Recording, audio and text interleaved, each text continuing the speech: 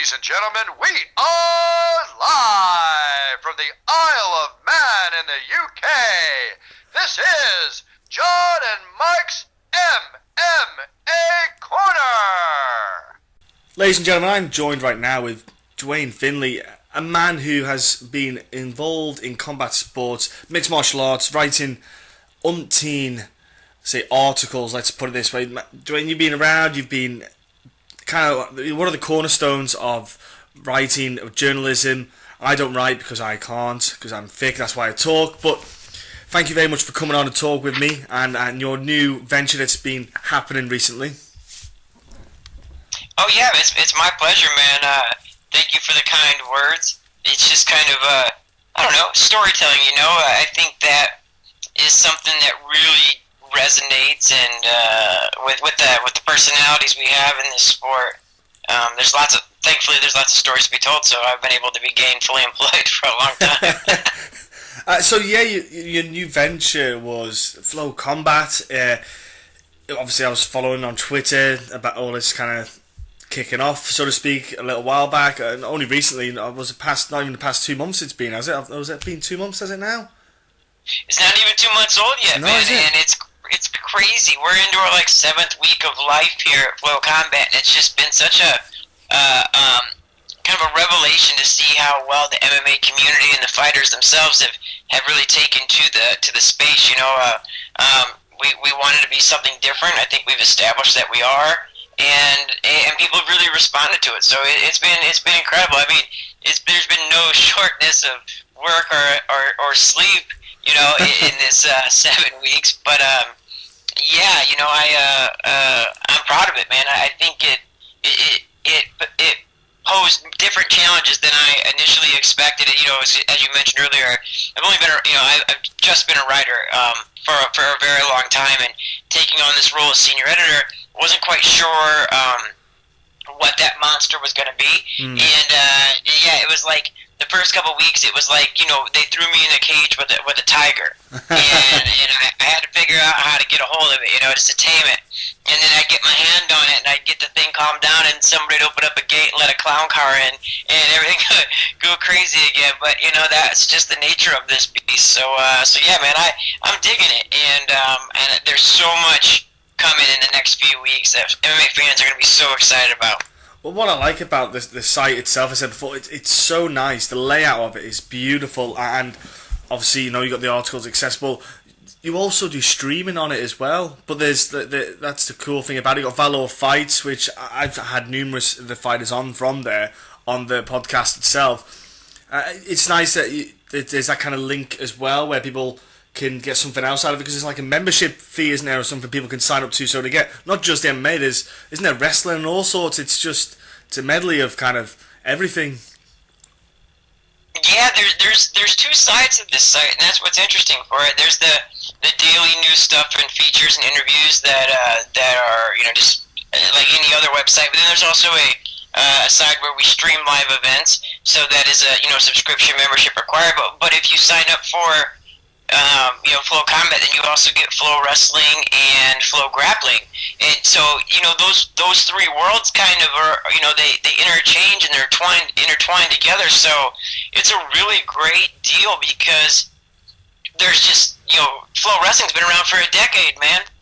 So you can watch your favorite MMA fighters. You can go back and watch their wrestling matches from college, or from world competition. The same with jiu-jitsu. So I think it's a really neat thing, and I think it's a unique thing. So that's been the fun part, So how did you find then?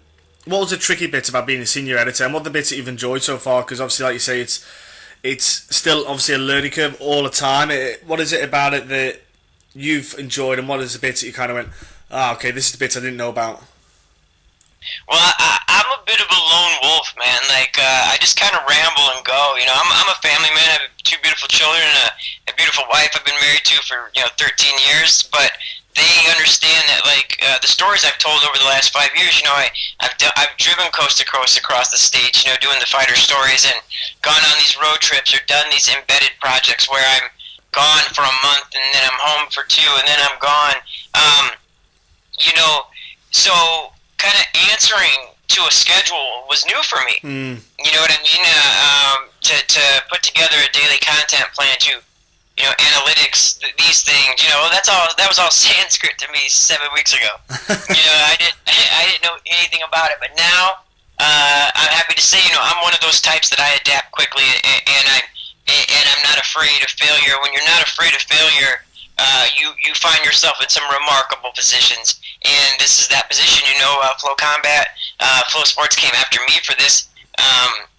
It wasn't something I pursued. They pursued me, and they were convinced I was the right guy for the job, mainly because Jeremy Botter, who's my managing editor, Jeremy's kind of been the Dr. Dre to my Eminem in this story. He's the one that gave me my first big break in 2011. Then he took me over in 2013 to Bleacher Report, where I was for 3 years, and then he left Bleacher Report and he went to Flow. So he knew that I was a guy that could get this done. So I've also followed some great advice from my Jedi mentor Thomas Trebasi, who just told me, hey, you get a crew, and you get a crew that you don't have to babysit, that are going to deliver, and that they're hungry. And I have a nice crew of young up-and-coming guys, mainly, Hunter Homistek.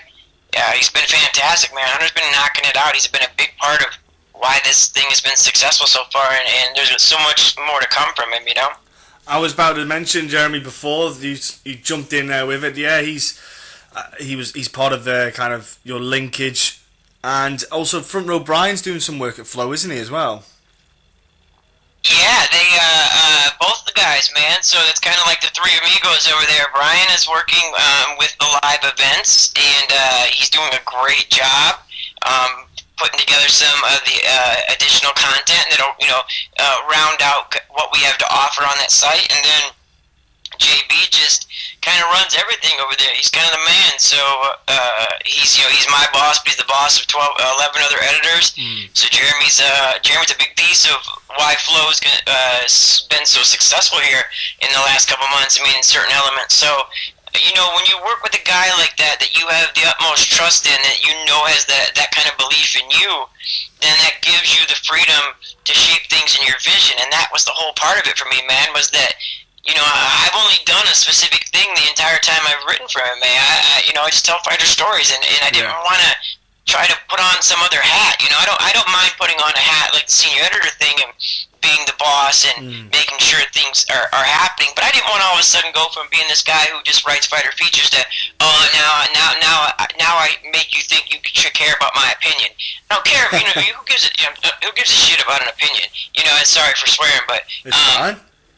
I'm passionate, man. I just don't get. I don't know. I mean, there's some great voices in this sport. Don't get me wrong, but I'm not one of them when it comes to the opinion thing, because I just don't think that much of myself in that area. I think I'm strong in other places. So yeah, I mean, it's all been it's been a great team. We have a great team, and it's been fantastic. Well, the thing is, everyone's allowed their opinion. Doesn't matter if it's right or wrong. You're allowed to have one, and I think that.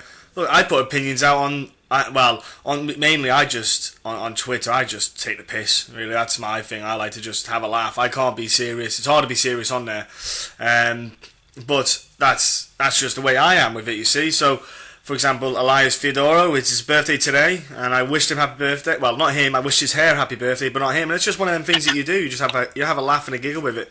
Yeah, man, nothing wrong. And that's what I dig that. I dig when you said you're taking the piss. You just do something on the lighter side of things. Like, that's what I mean. It's not the talking heads where guys who've never competed or don't know dick all about any of this stuff, and they're like, but I think Thomas Almeida, he was overhyped and blah blah blah. Thomas Almeida was a wrecking machine who ran into just a tougher buzzsaw in Cody Garbrandt. So you know what?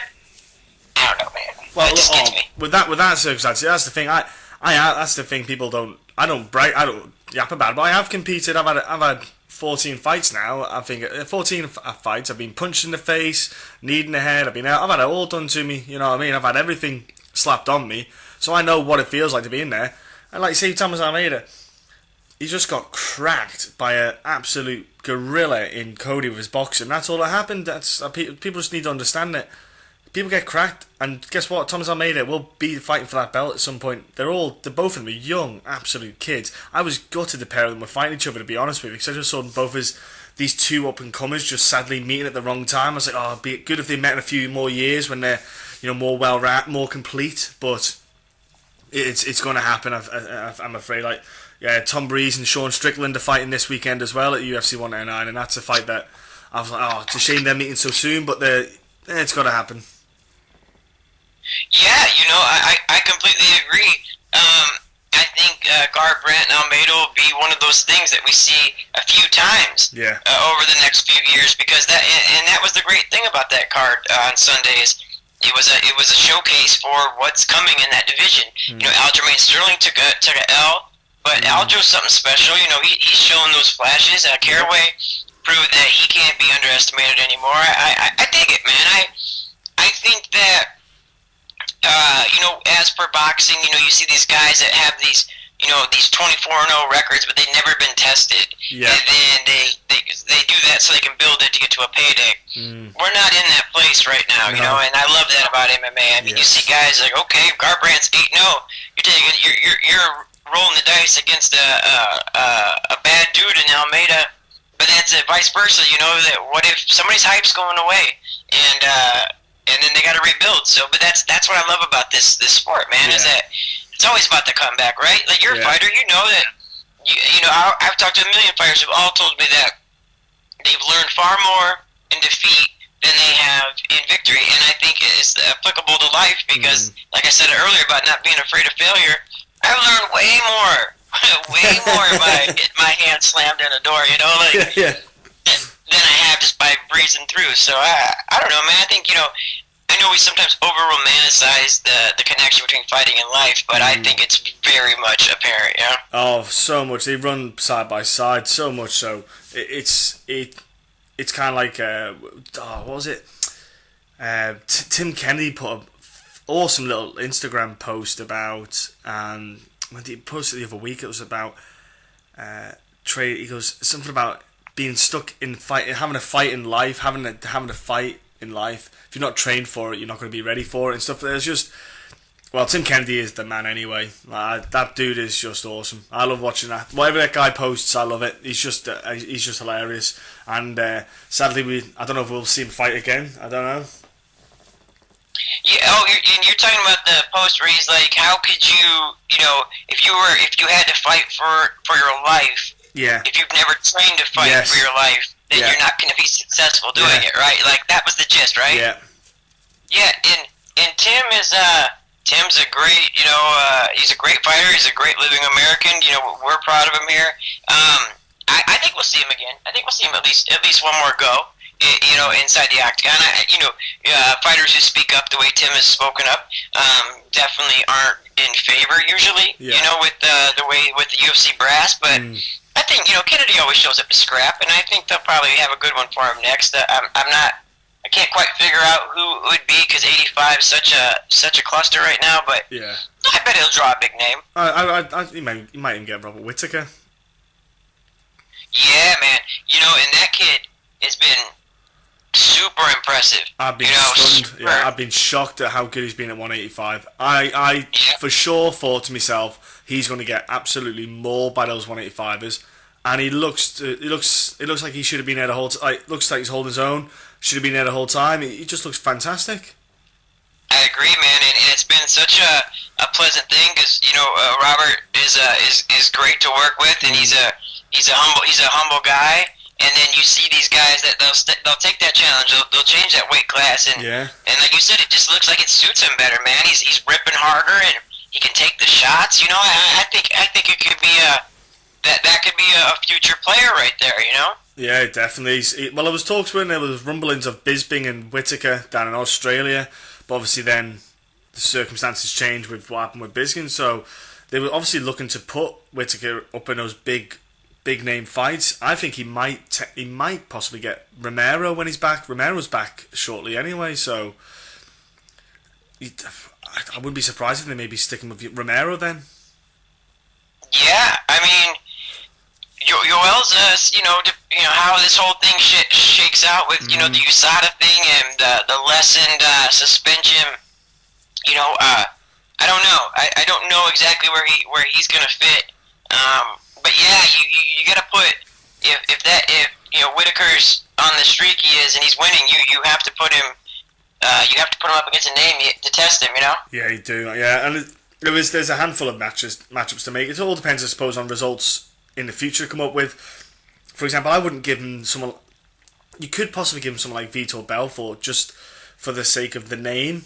If he gets the win against Vitor, gets a good name on his record, so to speak, a kind of guy who's like a living legend. Even though Vitor isn't the same Vitor since he's stopped taking his Mexican supplements, but it'd still be worth doing. I was all for Vitor on his Mexican supplements. That dude was doing things that were just blowing my mind, and since then he's like a deflated balloon. Absolute disappointment it is. Yeah, and see, that's why I think this USADA thing is going to be. I think it's important, man, because we have a lot of guys in the sport that were fighting an uphill battle. That when the cards were kind of stacked against them, but at the same time, there's that flip side of you that's like, I loved watching home runs in baseball. And those dudes were juiced to the gills. Cracking 600-foot shots, but But then again, you're talking about a piece of, you're talking about a hunk of wood and a piece of, of leather. Yeah. We're not talking about the human brain and what that's going to do. So, I'm glad they're cleaning it up. And also, there's such a short window for this thing, man. If you're at 39 or 40 years old and you're physically better than you were at 28 and 29, then that bears questioning. And you're 50 fights into a career, man. Come on. Yeah. Oh, the only guy who could get away with it is Randy Couture because he's just different. Oh yeah, I mean they don't call that dude the natural for nothing. I mean he's the exception. I don't know. Yeah. He's a special breed. A special breed is you'll get there are people random people like that, and you've got to accept it. Like Bob Sapp, he was just one of the natural athletes that we had. So, yeah. Yeah, and the late great Kevin Randleman. Yeah. That's a freak of nature there. So, yeah, man. I mean, they come around and it's special when you can see it. I mean, like I'm not super high on Conor all the time, but the way Conor's playing this game right now, you kind of gotta dig it. Yeah. You kind of gotta dig a guy who's self-aware enough to realize, hey, man, if I lose one more time, this is all over for me. And then you got a guy like Nate Diaz who's almost like the perfect foil. I still laugh now to my buddies and be like, I don't even know what a gazelle is. I mean, like, those are golden moments that we wouldn't have had without Conor, without Nate. I mean, the media, we should, when Conor's done, the media should, pull together and buy that guy another Rolls Royce or a watch or something, because Conor equals clicks. That's something I've always known, but seeing the way anything on him does on FloCombat, it's just like, man, this guy's worth every penny of it. I'm with you. It's tough because I restrict myself on how much I put on. Like even our Facebook page, we post articles on our Facebook page of anyone who's wrote a decent art. If I've had time to read the article, I'll read it and I'll post it if I think it's good enough to go up. I just like to do stuff like that myself, but we don't. Or I'll post random bits.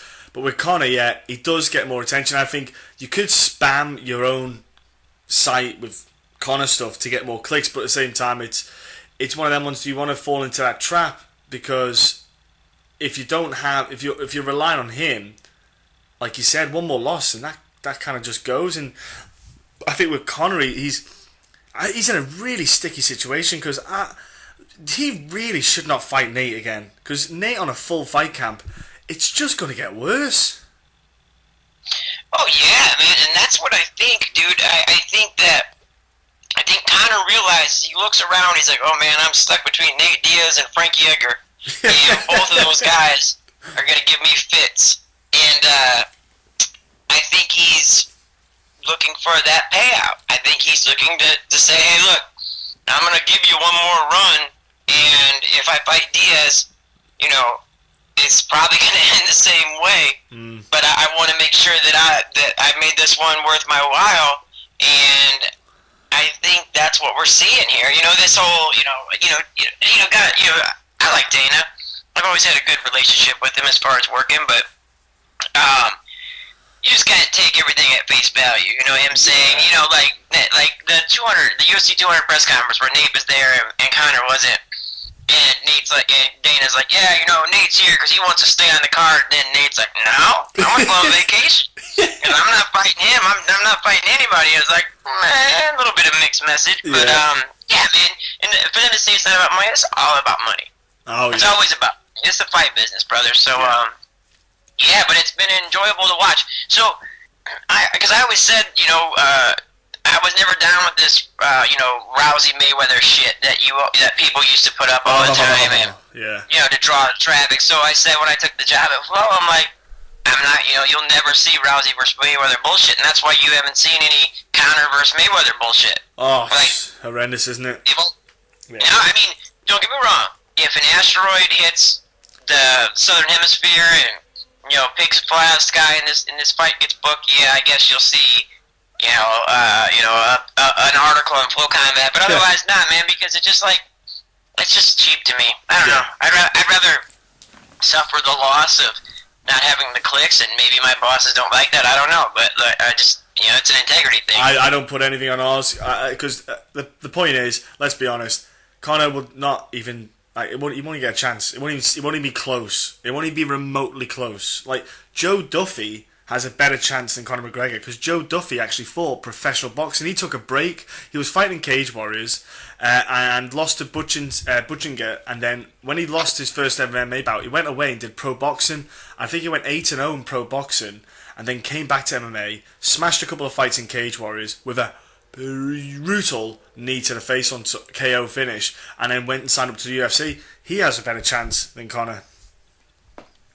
Oh yeah, and that's what I'm saying. I know people joke about, they're like, oh, come on, it's Las Vegas, but what kind of commission would sanction a fight between arguably the greatest boxer of all time, who's 49-0, against a guy, against a guy who's never fought professionally, boxing, exactly. You'll never get it. It would sanction that shit show, you know what I mean? Come on. You would have to be somewhere like, you know, it'd be like another Thriller in Manila. You have to find a random place, not in the States, to sanction it, because there's no one that would technically sanction that. So it's all smoke and fire. People don't realise it. They just need to open their eyes, I think. But again, we're talking about it, though. That's the thing. We're sitting here talking about it. They're bloody works. And that's part. That's like it's like the flip side of the coin, you know? It's like, damn it, I'm still talking about this. Like, what? You know, I can't stop myself. You know, at least we're not trying to break it down. Like, you know, Floyd's footwork and shoulder roll, and you know, and McGregor's, you know, left hand. You know, nah. You know, at least we're not doing that. We're just kind of talking about. I would never even give the time for that kind of breakdown. No. Just can't do it. I can't handle it.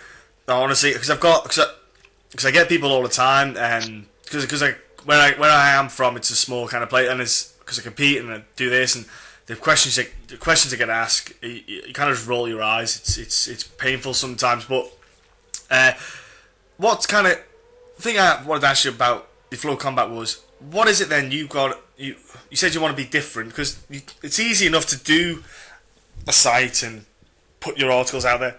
But you need to stand out because there's already, you know, like you say, Bleacher Report established. You've got like MMA Junkies, you've got your fighting, MMAfighting.com, etc. You've got all these sites already that are there, so to speak, established. And people, what is it then you felt that you need to do different or add that you're going to do different to make FloCombat just a little bit off edge? Well, there's like fight announcements, you know. That kind of stuff is everywhere, and you know, and then reaction pieces and all these things. I mean, that's just kind of the lay of the land. But the focus on athlete specific stuff. You know, the fighters' lives in and out of the cage. that's just something that we've scratched the surface on. You know, I mean, we're one of the few sports where unfettered access is still available. To if you have those connections, and I do. So it's about exploring that kind of storytelling, and then the great thing is, as you'll see here in the next few weeks, with the Flow Films department, we recently wrapped our thing with Frankie Edgar, and we have an awesome thing coming, an awesome project coming out with Frank here next couple weeks, and then fans will get to see what I mean by changing the way fighter stories are told. Yeah. I did a series with Carlos Condit in November for USA Today MMA Junkie leading up to his fight with Robbie Lawler. Yes. And I get a lot of acclaim for that still because of the way that story was told. Fantastic work it was. It was great, honestly. Thank you, sir. Oh, it's great. Thank you. That cost me a lot, though. That cost. I paid a price for that one. Because Carlos is a complex individual. Yeah. He's extremely private, but he's like a self-realized character. So you're like, you know what? If I'm going to tell this guy's story correctly, I got to go all the way in. And I made a joke, man. Like before I left, I'm like, this is my Joker. This is my Heath Ledger. I gotta go. I gotta take the deep dive, and I did, man. I got back from Albuquerque, and it kind of messed me up a little bit, man. It kind of messed me up about how successful it was and how well received it was. I kind of got sick of Duane for a little bit, and but also kind of just absorbing the stuff I learned from Carlos, man. And brother, that's what this is about for me. Is that I'm one of those seeker types. I'm a journey type of person, so I try to learn from everybody I come in contact with. And a guy like Carlos, you look and you're like, man, that intensity and that resilience. I mean, you see him with his family, and he's such a nice guy, and then you see him in that cage where, he knows he's up on the cards against Lawler, and he could run away from him and get that win and that belt, but it's just not in him to not go toe-to-toe. Oh, that ending was... Oh, that end to the round... That last, 3 minutes of the final round were just... Unbelievable. Oh, it just blew me... But you know what, though? Pardon? Here's the thing. I was recently out in Albuquerque, and I went to dinner with Carlos, and it was about it's funny because it was like 6 months from the date that project started, and we kind of caught up with one another, and we talked about stuff, and it just said, the belt wasn't even the most important thing for him. He just said, because he's like, this very well could be my last fight, and I wanted to give fight fans something they're going to remember forever. I wanted to do something epic and something because that's, in some way, and these are his words, that's immortality in one possible graspable shape, and dude, you think about that. That's amazing. That mindset is amazing. That push for something greater is something that it's something that baffles me, that I have, that my drive, I have a hard time explaining it. My wife does her best to understand it, but then I see, guys like doing the Frankie Edgar stuff and the series. So if you read the series with Condit, the project with Frankie Edgar will be a similar format. Yeah. Three part written series, and then the end. It leads up to a movie. A movie of sorts. So. Sweet. Yeah, man, and spending that time with Frankie and kind of picking the same questions, because Frankie's a similar animal. Oh yeah. To Carlos, Oh, the fact that he trains with Mark Henry as well, and the combinations that he does, the work that Mark Henry is probably one of the guys who just kind of goes under the radar. I think, in my opinion, in appreciation of coaching. He is an absolute genius with some of the work and stuff he does with guys. And Frankie Edgar. I love Frankie. Literally, he's probably one of my favourite fighters ever, because, like you said, with Carlos Condit, for me, when I think of Carlos Condit, I think of that one moment with Mr. Hardy and the pair of them throwing the hook, and Carlos got that hook landing that split second before, and that was the hook that dropped Hardy and won the fight. And it was just that, when you watch it in slow motion, I can see it so vividly. It was just that slight difference that made the difference between winning and losing for either one of them, and that will stick with me forever. And with Frankie again, that Gray Maynard fight when he just got bounced around in the first round like a rag doll, and you were thinking, how is Frankie alive? And then came back and just absolutely mullered Gray Maynard. It was like those like moments for me stick like they're just embedded until I get Alzheimer's. Oh yeah, man, and like you just those are two of the most classic moments that we've ever seen in MMA. Yeah. You know, you know what's funny is that when you talk to Carlos, Frankie is one of his favorite fighters, and vice versa. You know, talk to Edgar, he loves watching. You know, like those are the guys, fighters. You know, yeah. that when you do something that special, then you become a favorite of your peers. You know, and I can still remember the O2 Arena. I mean, it was dead silent. The only two people standing were Carlos and Robert Downey Jr. You remember? It was silent. Yeah, I was watching it as well live. I watched it live on TV, and my jaw just hit the ground because even though I'm British, like Dan Hardy, he was one of them guys that he was so game to fight. You had like when he beat Duane Ludwig as well. He was just one of them when he stiffened Duane Ludwig. It was one of them fighters that you just loved to watch because you knew what Dan was going to do. He was going to stand there and he was going to swing and he was wanting to swing to hurt you. So that was like when you saw that happen, I was kind of like, and I've heard of WEC and Carlos Condit, but I didn't realize it was going to be like this. Oh yeah, and then you look at this dude's track record.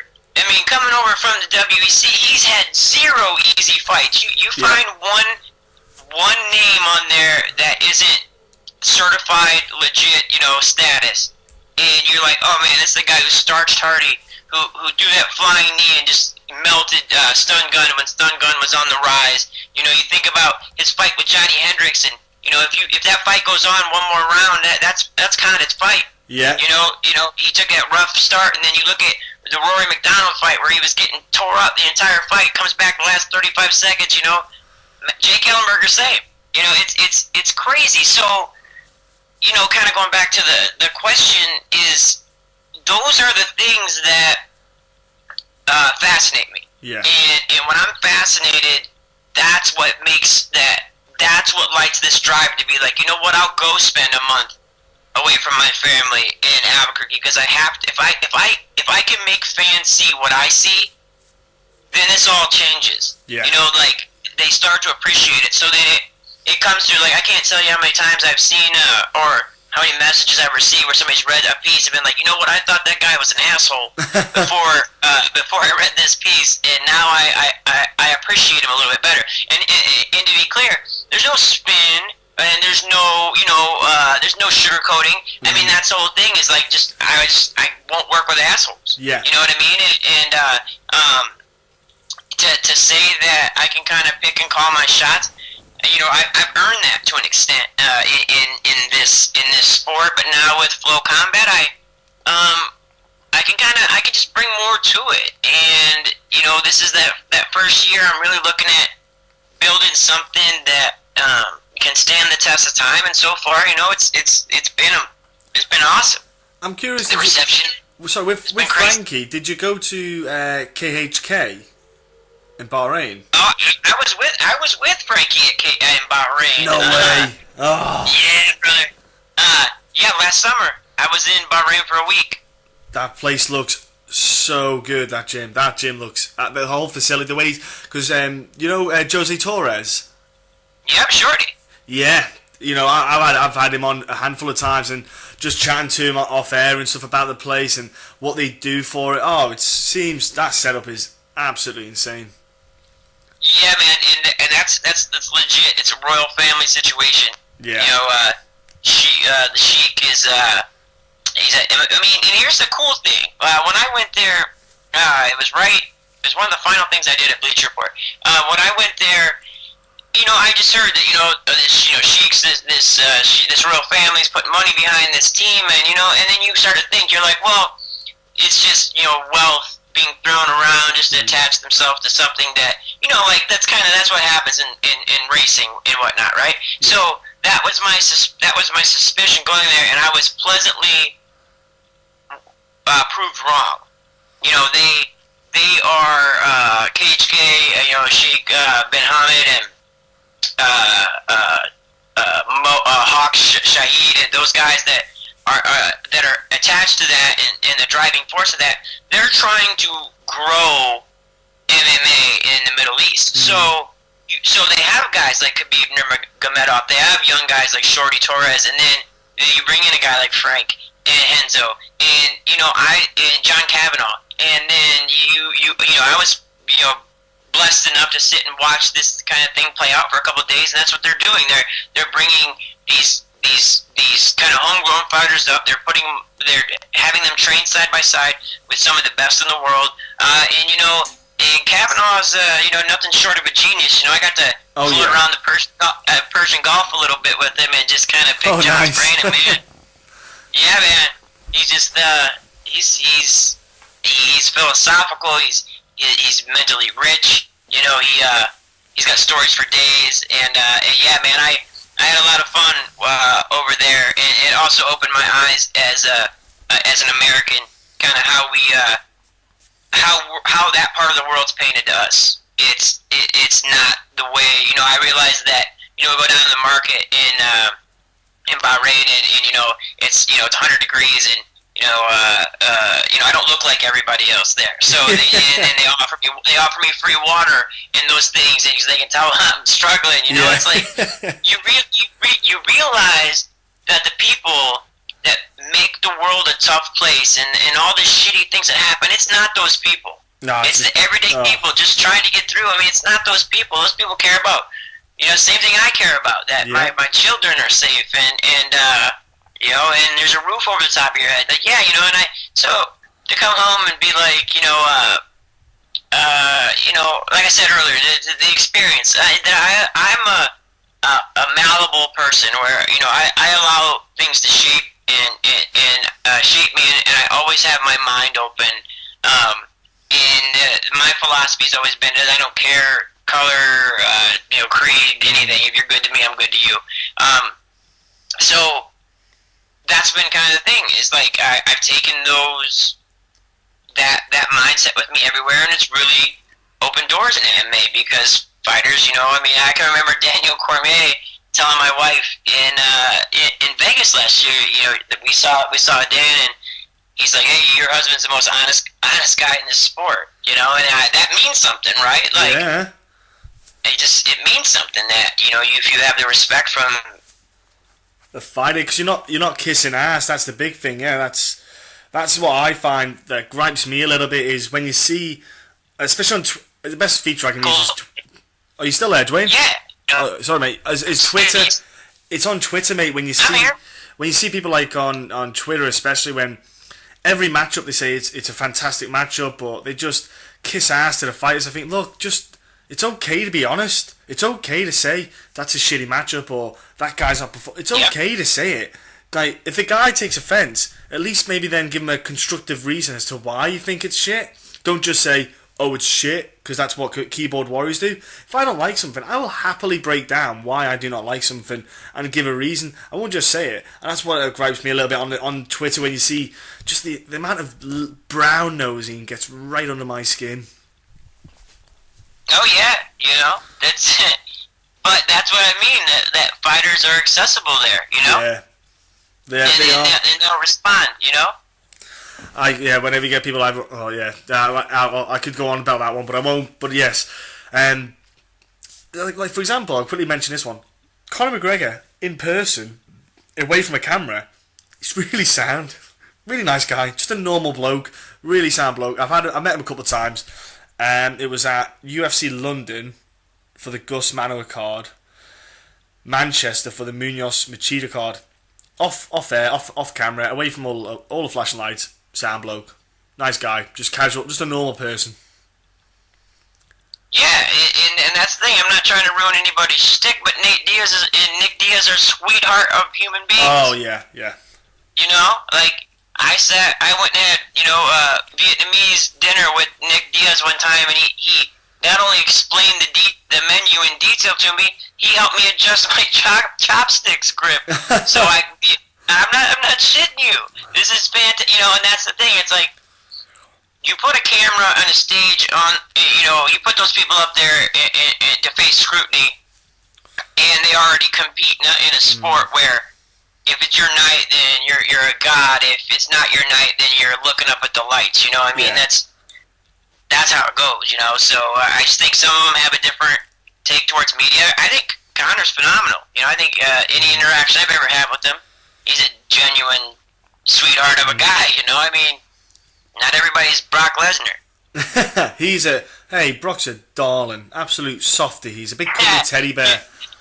Yeah, you know, and I'm not shitting on the Beast incarnate by any means, but you know, when he came to the UFC, he was already established as a superstar. Oh yeah, you know, he had that wrestling persona fan base. Yeah. He'd already dealt with it, and and Brock's a good guy. I mean, he just kind of preferred to be left alone. Didn't like to do all the jumping around. He did. You know, and he was honest about that though. He admitted it. He said it out loud. He said, "I just like to go home, do my thing, and that's it." And at least, do you know what? If he says it, fair enough. But do you know what I loved? I loved the Rory McDonald podcast on the Joe Rogan Experience.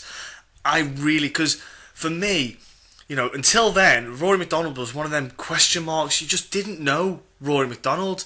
You know, I always thought of the guy. He was the kind of guy who would wear your face over his as a mask, and just like that's the kind of guy. That's all I could see of him. But you know, after that podcast he did, it was absolutely fantastic to listen to Rory McDonald be himself and just how he wants to just go in the middle of the woods and live in a lodge and just away from the world and that kind of thing. And that's the kind of person he doesn't like that, you know, big city life. He just likes to get away from everything, and that's the kind of guy he is, and that's great. I like that because I can connect with something like that.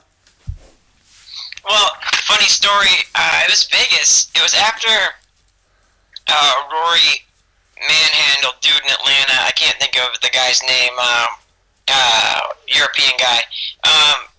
But so I'd spent some time with Rory after that fight. You know, got some stuff with him. But then I just kind of talked to him a little bit, and then a couple months later we're in Vegas, and my wife was with me, and I ran into Rory. You know, and he had like a cardigan on, some glasses on. He looked sharp. You know, that's when he kind of started kind of changing his his fashion look, and but that's good, man. Like that's what the dude's into. But then that became like this whole conversation of. That couldn't just be like, hey man, Rory looks sharp. It's like, oh, it has to be something else, and then it became something that he got sick of talking about. But I remember us walking away, and my wife was like, who was that? Like, she's like, is that one of your media friends? I'm like, no, it's one of the best welterweights in the world right there. Oh, he does have that. That's how unassuming he looked. He is. That's how unassuming he looked, and that's what Rory likes. Rory likes to have a normal life. I mean, he's been fighting since he was a kid. He's fighting grown men since he was a kid. Yeah. You said European. There's a handful of Europeans Rory's fought. I'm trying to think. He's fought like Che Mills. He fought Tarek Safadine. Che Mills. Che Mills, who it was. There you go. Atlanta, yep. Yeah. That was that wasn't. Yeah. Che was nowhere. He wasn't UFC material then. He's still. To be fair, he isn't still now. Che. He was always just shy of it. In my opinion, that's just following him on the UK scene for a bit. But and that's the thing is Jake can rip. He can bang, but you're against a guy like Rory who's gonna, if he gets a hold of you, he will manhandle you. Yeah. And that's the thing is he just got like that young man strength, and I think Rory's up against a tough one though. Coming up with this Wonder Boy fight. I think especially we haven't seen. Yes, we haven't seen him since Lawler, and that was a war, so we don't know how he's going to look. And Wonder Boy's been on he's just been cutting through people, man. Well, that's the problem. You're Rory McDonald. You're never gonna. His problem is he lost that fight to Rory. For Robbie. He's not going to get an easy fight because there's no easy fight in that top 5 in the top 10, but especially top 5 in the welterweight. So you had a nightmare because who are we going to get next? All right, well. We've got these fights booked, so you can have Stephen Wonderboy Thompson. Oh, you mean the guy that's been knocking the crap out of everyone? Yeah, you can have him. Awesome. It's just that's the thing. The welterweight division, the lightweight division. I love those weight classes, and even in fact, I'll be honest right now, the 145 and 135 have just went up a level as well. With the fact that you look at the top 5, you can't cherry pick. The only guy who I think has had the easiest ride to a title shot is Tyron Woodley. He's the only guy. Yeah. And I've said it freely online as well, Duane. And I don't understand how the UFC bothered letting him have a title fight, because what has he done to get? He had a decision win. Was it a split decision win over Kelvin Gastelum? I was like, are you having a giraffe? And to think that you give him that fight because you said you would, but you have Carlos Condit saying, I want a rematch with Lawler or I retire. Yeah. You don't run back possibly the greatest fight in welterweight history. You don't run that back. I find it so hard to believe. But props to Tyron. He's got a shot, 202 in Atlanta, and I think it's 202. I get confused these days. I tell you what, he's got a hard fight though, because if you look at the fight with Rory, whenever Tyron gets a guy who's at upper echelon, he just Rory made him look distinctly average. Woodley just, and I think the problem is he's going to find Robbie Lawler's going to do the same with him. Robbie's just going to bully him and plus Tyron Woodley is not a 5-round fighter. He's just not. I just can't see it happening. No, and Lawler's got incredible takedown defense. Yes. Oh my word, does he? So it's like, okay, well, so you're gonna pick a matchup where you got to stand and bang with one of the most lethal punchers to ever do it. So I don't know. We'll see. But you're exactly right on that take with Rory. Rory made him look bad. I remember somebody put on Twitter the chosen one, more like the frozen one. Because Woodley was just baffled. Yeah. Baffled by what McDonald was doing to him. So, but like I said about Rory. With Wonder Boy uses that space between people like he owns it. That's his space. And I just hope Rory's got a game plan, because otherwise... Yeah. With Thompson, his striking is that... The problem is, Rory and Wonder Boy, they've both got really dynamic striking, and they can throw such various and different combinations in their movement. It's such a hard one. I would probably pick Thompson only because of the fact that Thompson's just on this absolute huge momentum. He's got that ridiculous amount of confidence behind him. But then Rory has got such a good fighter IQ, and as you saw in that Robbie fight, he's tough as coffin nails and will literally go until his body says no. There was no stopping him mentally. It was just his body said no. It's such a hard fight, and I feel sorry for Rory, because if he loses that one to Thompson, it knocks him quite far away from another title shot, and you think, that's a bit harsh. But then again, Carlos Condit, dude, should imagine the numbers the UFC could have done if they had Robbie Lawler versus Carlos Condit on UFC 200 for the rematch. I think it would have been a stand. Oh, it's 201, sorry, by the way, Duane, because 202 technically should be Nate against Conor. Yeah, you're right. Yep. Yeah, so, and I think that hopefully they get Nick. I think Nick's free by then as well. I'd like to see Nick on that card as well. Oh yeah, if he's back. I'm not sure what Nick's suspension situation is. It's August. Yeah. But then there's a guy right there that you can put him anywhere. You can put him anywhere, but you gotta make it a big fight. It's gonna be a big fight if he's involved in it. Yeah. Oh yeah, for Nick, it's one of them ones. Yeah, it's almost like you can just stick him in super fights now. He's just pure entertainment. Nick's awesome. I tell you what, it'd be a waste of the UFC's time to not stick him in. The amount of money they can make from Nick alone is unreal. They're not thinking already about the UFC 209 and not pre-planning having the pair of them on it is beyond. I would be absolutely stunned if they do not have 209 in Stockton. Yeah, right. Yeah, if they miss that birth, right there's Christmas for you. Yeah, that's gift wrapped and handed to you. But yeah, I don't know. I think that I'm a big fan of the Diaz brothers as people and as fighters, and I think we're in an interesting time now. I think we'll be able to kind of dial back the clock someday and look and be like, oh, right there's where it changed when that Reebok deal came along. I think big time. Free agency, like you were just talking about Rory. He's on the last fight of his contract. Free agency's a big thing. We've seen Benson Henderson jump. We've seen other guys test the waters. I think this is it's a new day in our sport. And I'm excited for it. I am too. I think it's a great time. And I won't keep you on forever, Duane, but let's quickly have a little look over UFC 199 this weekend coming up. There's a couple of fights on there which stick out like a sore thumb in the sense of I think they're quite exciting fights, but one fight I'm not super overly keen about. Hector Lombard's returning back to middleweight, but he gets Dan Henderson, and I feel like that's a bit of a wasted bout, in my opinion. I can't get hyped. I love Dan Henderson. I love that man. He is the man. He is like the man's man. Like that. He's just such a dude. But I just can't get up for that fight. I don't know what it is. It just doesn't excite me enough. I'm not sure about you, but I don't know what to feel about that fight. I think the entertainment factor of you're going to see him bang. But then you're also looking at a plus 40. Dan Henderson. I don't know. You're right. That's one of the fights I feel indifferent about myself. For as excited I am to see Max Holloway and Ricardo Lamas, I feel the opposite for Henderson and Lombard. Yeah. So but it's kind of the nature of this strange beast, man. There's 500 fighters on this roster, and for the UFC, and there's guys kind of on their way. Well, it almost kind of feels like loser leaves town. To be honest with you, yeah. For Hendo and Lombard, especially after Lombard got worked over by Neil Magny, Lombard's wow. been, I don't want to say he hasn't delivered, but he has it. That's the whole thing. He was on this incredible 26 fight winning streak when he came to the UFC, and where's that Hector Lombard been?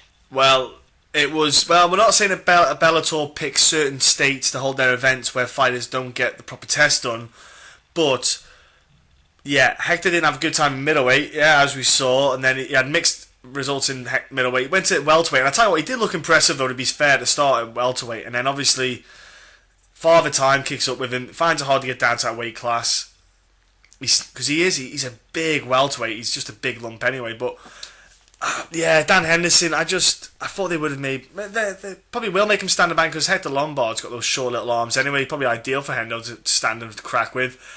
But I tell you what fight I'm looking forward to seeing though is Beneil Dariush against James Vick, because I love Dariush. I love that dude a bit, and that fight that he had against Chiesa, was it Chiesa he got choked out by? Yeah, he got choked. That blew me away. Could not believe that happened, because Dariush, for people who don't know, is one of the best grapplers actually in the world. He's a legit world champion grappler and stuff like that. And James Vick, he's on a hot streak. He's undefeated. He's just an exciting prospect, and I think that's a cracking little bout. Yeah, I agree. Vick's one of these guys that doesn't get the respect he deserves, and that's why I think this fight with Dariush is crucial for him, because James, like you said, cracks, man. He goes out there and gets after it. Dariush is so versatile. He just ran into an interesting, a guy that has refused to lose in Chiesa, and I think that's what's awesome right now, man. We have this wave of fighters who are on the rise, who are not one dimensional. They're so well versed, and they have the heart to go with it, and that's what makes this sport great, man. Is that it's it's like any given Saturday, anything can happen in there, Yeah. So that's why we watch, and I think that's why the fans around the world watch and they support, because there's nothing else like it. Go on, I'll ask your opinions then quickly on the co-main event and main event. Cruz and Faber. What are your thoughts on that matchup, buddy? Do you see anything in particular happening that's going to surprise anyone? I'm one of the few people I think that kind of thought, when I first watched, I thought Faber took it live, and then I rewatched it in the years since, and that opinion's kind of tipped, I'm also one of the few, I love Dominic Cruz. I mean, not just the way he fights, I think Dom kind of comes off wrong, or gets kind of a bad rub, because like he said in that upcoming Bad Blood special, Faber likes to make everybody the enemy, the bad guy, that, he's the kind of the bright shining type, and I got nothing but love for Faber. I just think that, Cruz is, I don't know, man, Cruz is, he's come back from so much, and and from coming off of those two huge injury layoffs, and to reclaim that title, it shows that's such a testament to his character. Yeah. That's that crazy monster drive where you just don't know where it comes from, because it's not normal in folks. So So yeah, I'm excited about that fight. I'm excited more so that it'll be over, that their trilogy will be over, and that division can open back up. Because as you see now, like wow, TJ Sunsow is back. He's fighting TJ. You got probably Cody on the rise. Caraway with a big win. Like there's lots of stuff that can happen at 35 to be excited about. And then the main event, I've never short-sold Bisping as a person ever or as a fighter. And I think he's being way counted out right now because of how the first fight ended. But, you put a title on the line, a title that this guy's been trying just to get close to for a decade. And things are going to change a little bit. I mean, that's why he stepped up. I mean, how many other guys who got finished like that, maybe the Count and Notorious have a little something in common because, like Nate Diaz said, what are you even in this for if you don't want to fight, if you don't want to rematch against somebody who beat you? Yeah. Like, what are you even doing as a fighter if that doesn't piss you off and motivate you to be like, hey, I want to go back and get that one back and prove this guy's not better than me? And that's what we're seeing out of Bisping. I mean, Rockhold absolutely worked him the first time around. Yeah. And now, Michael, he beat Anderson, and now he's riding a high horse, and he knows he's running out of time, though. So you put those kind of factors in, and, you could have something special. Well, that's the thing, Bisping, like I said, I can't see anything other than Luke winning, but the thing is, Bisping, if anything, he's just got to throw everything in this fight. Literally just go in there and not hold back for 1 second. Just take he needs to just throw everything at Luke, just because this is probably his only shot he's going to get. It's not going to come around again, career-wise, time-wise. He'll have to come out of that fight with one eye. Oops. Yeah. And that's the thing is he's willing to lose it all in there. He's willing to give it all to win it all. And that makes him a dangerous guy. I mean, but here's the thing is, look at the way Rockhold handled Weidman, especially when you find out that he was sick. Yeah. And antibiotics took his wind away from him. Rockhold's a winner, man. Yeah. And when guys are just so determined to win, this Rockhold always says, that. Like, this is his life. Yeah. Like, he doesn't have a wife. He doesn't have kids. Like, This is his full-time... This is his full-time job. He's a full-time stud, is what he is. He's a full-time stud, is what he is, yeah. Yep, and it shows, I mean... you looked at... he's been chasing better competition ever since he was in Strikeforce and wanting to fight the best in the world, and now he is fighting the best in the world, and he's succeeding. I mean, you got to give a guy like that, that's a different kind of. He's got a different kind of gear in him, and I think it's a big great fight though. I really do. I think it's gonna be closer than a lot of people think, or I could be completely wrong and Rockhold just buzzsaws him. But I mean, I think that I think it's a good story to see Bisping finally get his shot. Yeah, it is kind of like a fairy tale. At least he gets that shot. And for me, like with Luke Rockhold again, a memory that sticks to me is the Tim Boach fight when Boach went in for the single leg, and Luke Rockhold did some wizardry reversal to turn it into I think it was an inverted triangle, and I had to sit there and reverse and play it. I was like, what did that man just do? It was amazing. That sticks for me with Rockhold. That was an absolutely incredible little that little moment transition. Just changed everything for me. I was like, that Luke Rockhold is he's got my man crush already there for that. But then again, I want to see Jacare and Luke Rockhold again, because Jacare is a whole new animal since Strikeforce. That dude can bang now. Yeah, and their first fight was close, and they've both grown since then. So I really, that's one I'm looking forward to, brother. Yeah, definitely. Right, Duane, I'm going to let you shoot off because obviously you're a busy man. You've got deadlines, you've got family. Before I let you go, firstly, thank you very much, mate, for this. I've had a lovely time talking to you. It's been great talking MMA. But where can people go, obviously, to check out the site? That's the most important thing. Check out you on social media to find out where you're at. And just if you want to give thanks to anyone, you've already mentioned some names beforehand, but, go ahead, mate. Time's yours. Thanks, dude. I had a great time rocking and rolling with you. I'd love to come back and dude. So if you want, Kristen wants to, definitely check out FloCombat.com. Some great stuff coming up in the next few weeks. We have the Edgar stuff coming. Just a ton of features from featured fighters all over the world. Just some cool stuff. And then follow me on Twitter at Duane Finley MMA. And then I kind of try to keep it moving, you know. And at FloCombat, we check out that Twitter too. And then thanks wise, it's really kind of sounds mushy, but I don't know if I say thanks to my wife enough. You know what I mean? That she's been my rock, and she handles the other side of this business for me.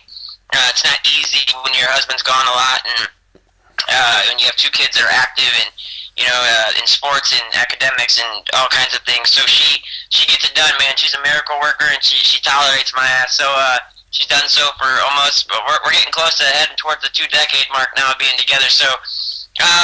Yeah, you know, it's that kind of thing that it's very important for me to say thanks a lot to the people that have really helped me, because I think that's how it all happens. You know, nobody gets where they're going without help, and I've certainly had my fair share of it. I mean, even I was talking with Brian Oswald the other day, who was my editor or my boss at Bleacher Report, and you know, even though the ending there was kind of ugly. Between me and BR, you know, I never lost, you know, the love or respect I have for the belief he showed in getting some of these projects, these unorthodox projects, off the ground and letting me just kind of rip on my own. So yeah, you know, that's the whole thing with MMA media guys who are established. You know, you need to look out for the next wave coming up. You know, that and provide the same help that's been provided for you, and that's why with Hunter, you know, being our lead guy at FloCombat, you know, that kid, he's going to be something special. I swear it. I swear it. And he's already well on his way. So yeah. So thanks for having me on the show, man. And yeah, I hope I had a great time talking to you, and I hope we get to do it again soon. Oh, we will, Duane. I'm telling you right now, we're going to do it again, and I'll definitely put some of Hunter's stuff on our Facebook page for people to read as well, to check him out and enjoy his work and his evolution of a journalist in MMA. Yeah, and he's got a piece out right now that's done just bonkers numbers. People have really responded to it. He wrote a perspective on why MMA fans suck sometimes, you know, like, and I was like, man, I don't know, but yeah, I'm like, yeah, you know, rumble, young man, rumble if you want. But he had a point that, you know, after that fight night card, when Almeida got leveled and Sterling lost, and then people, you know, on social media, like you said earlier, they could just turn so sour, yeah, and be like, oh, those guys are overhyped. It's like, no, Garbrandt is just that slick, you know, yeah. Yeah, so check out Hunter's piece up on FloCombat, and I think you'll get a kick out of it. I actually already have. I actually already did check it out, because the title alone kind of got me curious. I was kind of like, all right then, okay, let's have a look and see what this crack is, because he puts Patrick Wyman's tweets in, doesn't he? Yeah. Yep. see, I can prove that I've read it by quoting that. There you go, pow. There you go. There you go. And you know what you just said? You said the title drew you in. Yeah. So I'd like my man Jeremy Botter to hear that clip, to say, you know what, that Duane's titling has grown. It has grown. It to a point where it draws interest. So yeah, no, that's one of the running jokes we have, because it's just like, man, you know, you just want to title a story sometimes, and it's like, well, you know, you make that joke like the most successful MMA article ever would be like, you know, breaking news, Fedor, Brock, Rousey, Connor, you know, yeah. or Carano, all talk about Donald Trump, you know, like, you know. Yeah. You would do millions. We should be like, oh my God, you know, Fedor's talking about Trump. But you know, that's just kind of a running joke we have. But yeah, man, I've had a pleasure with you, bro. Let's do it soon. Definitely.